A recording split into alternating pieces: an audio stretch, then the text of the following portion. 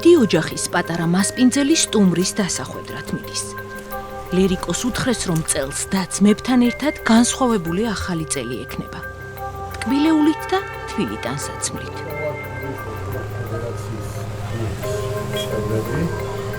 გადავწყვიტეთ, რომ საახალწლოდ გამოკეთებია პატარა საჩუქარი ამ ბავშვებისთვის. ოფროუდერების პატარა საჩუქარი სოციალურად დაუცველი მრავალშვილიანი ოჯახისთვის დიდი დახმარება აღმოჩნდა. რისი ლიმონათი გიყვარს, ამაში მითხარი ამნაირი? მაღალმთიან სოფელ მთისპირში 5 მცირეწლოვანი ბავშვი მშობლებთან და ასაკოვან ბებიასთან ერთად ცხოვრობს. მარკოიძეების ერთადერთი შემოსავალი სოციალური დახმარებაა. თულია თან მით უმეტეს მართლაც ხუთიშვილი, ვერ გავდივართ ვერსად რომ ვიმუშაო მე პირადად, ჩემი ქმარი კი მუშაობს ცოტას, მაგრამ მაინც გაგვიჭირდა. დაჩი და-ძმებს შორის უფროსია. ოჯახის პრობლემებიც ყველაზე მეტად ესმის და საახალწლო სურვილებით სხვაზე დიდი აქვს. უნდა რომ 2021-ში 5 თვის ძმას სმენის უნარი აღუდგეს. სხვა დანარჩენი ისე უმნიშვნელო, ცოტა გასართობიც, მათ შორის ტელევიზორი.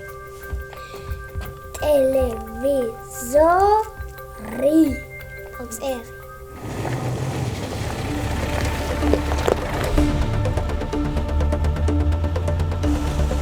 ბილიქს სხვადასხვა სოფელში შევყავართ. გზაც ისეთია რთულად გადასალახი ოფროუდერების შესაფერისი. დღეს საახალწლო საჩუქრები ხშირად კი ნებისმიერი საჭირო პროდუქტი თუ მედიკამენტი მოხალისეებს მაღალი გამავლობის მანქანებით ოჯახებში მიაქვთ.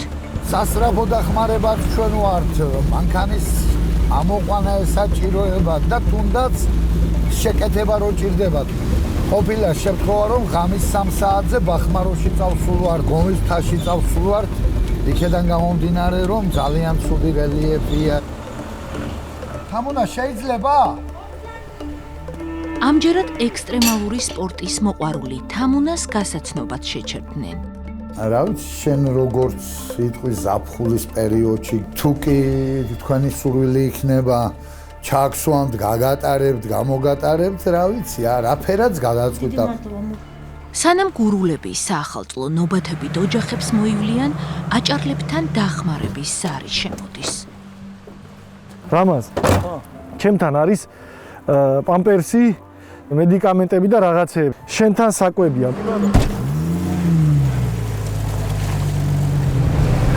რამოდენიმე ოჯახს დახმარება ჭირდება.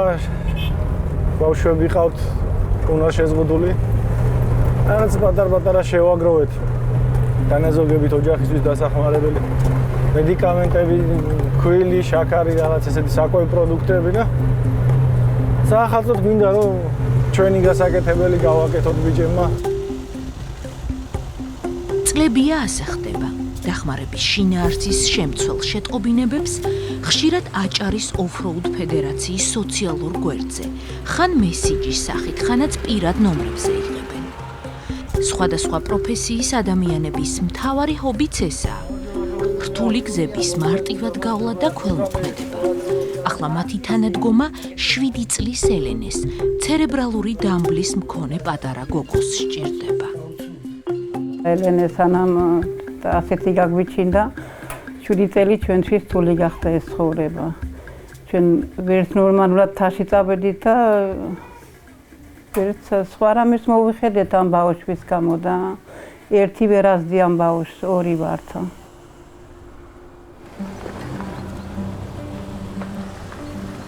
გზას ვაგრძელებთ და სოფელ ახოში 104 წლის ქალბატონის უხუცესი მოსახლის მოსაკითხად შევდივართ.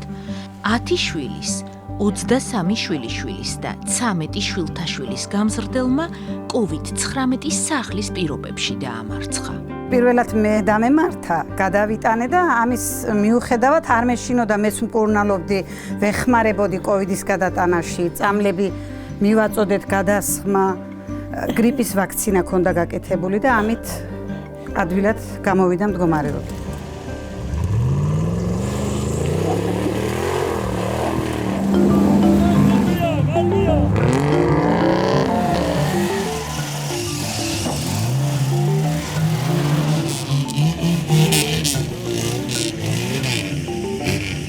დაღამებამდე ტრადიციულად გურულებმაც და აჭარლებმაც გაუვალ ადგილებზე საბურავების ნაკვალევები უნდა მონიშნონ.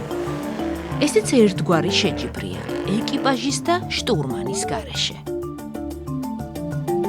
ყოფილა ისეთი შემთხვევა, რომ ვიცოდით იქ მანქანა ვერ გაივლი და გადატრიალდებოდა, მაგრამ მაინც ცდა ბედის მონახევრია. ბევრჯერ გაუმართლებია და რო გვიფიქრია, რომ შევძლებთ, არ შევძლებთ, ბევრი ისეთი ადგილი საორჭოფო რო იყო, გურულად რო იყვიან, გადაგვილახია ბევრჯერ. ცოტა ხან ცალგვერდზე დავწოლილ ვარ, ხან მეორეზე, ხან კრიშაზე, მაგრამ მაგი ვერ გვაშინებს. ვიყვარს, თავს ვირთობთ, დროს ვატარებთ, ზოგი ვყირავდებით, ზოგი სახში თავისი ხოდით მომდივარ და ესეო. სანამ გურიის გაუვალ გზებს თავს მშვიდობით დავაღწევთ, კიდევ ერთი შეტყობინებით უკანა გზაზე მიმავალ აჭარებს უკავშირდებიან. გისმენთ? გამარჯობათ.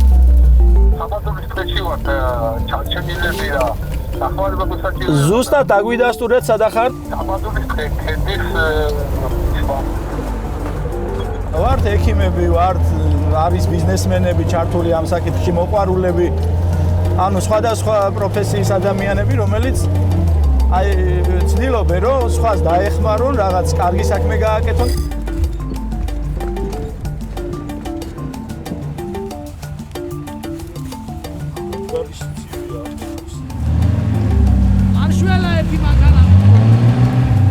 მაგარი აგირისკია ძმო. თან სიცივეცა. საწვავი გვაქვს, მაგრამ 2 საათია ხერგილები ვარ. ეგა. დავა აბა ორივე მანქანა, რამაც მიდი. დავედი. ოფროუდერების შეფასებით დღეს შედარებით ნაკლები რისკის და ექსტრემის შემცველი დღე იყო. მათთვის ჩვეული, ჩემთვის კი უჩვეული. მითხრეს, რომ სპორტმა, გამძლეობამ, ადრენალინის შეგრძნებამ, სწორმა მანევრმა და რთული სიტუაციებით მიღებულმა გამოცდილებამ ქართველ ოფროუდერებს კიდევ ერთი ვალდებულება, ხალხის თანადგომა დააკისრა.